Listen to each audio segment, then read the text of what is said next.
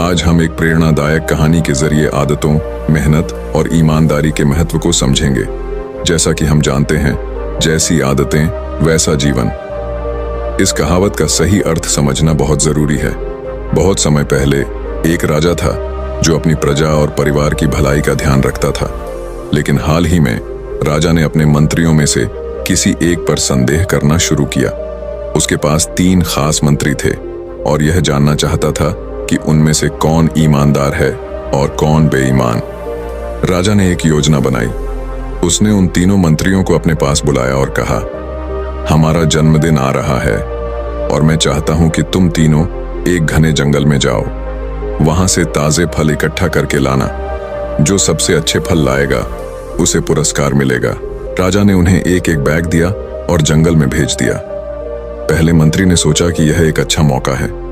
वह मेहनती था, इसीलिए उसने मेहनत से काम किया। उसने अच्छे और ताजे फल इकट्ठा किए और उसे बहुत थकान महसूस हुई।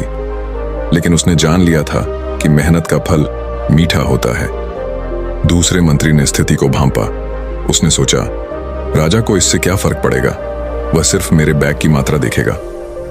उसने जमीन पर पड़े खराब फलों को इकट्ठा किया और आराम से बैठ गया। तीसरा मंत्री, जो सबसे आलसी और बेईमान था, ने केवल सूखे पत्तों और पत्थरों से अपना बैग भरा। वह सोच रहा था कि राजा केवल बैग की भरी हुई मात्रा देखेगा, न कि उसके अंदर क्या। शाम को तीनों मंत्री राजा के पास लौटे। राजा ने उनके बैग को खोला।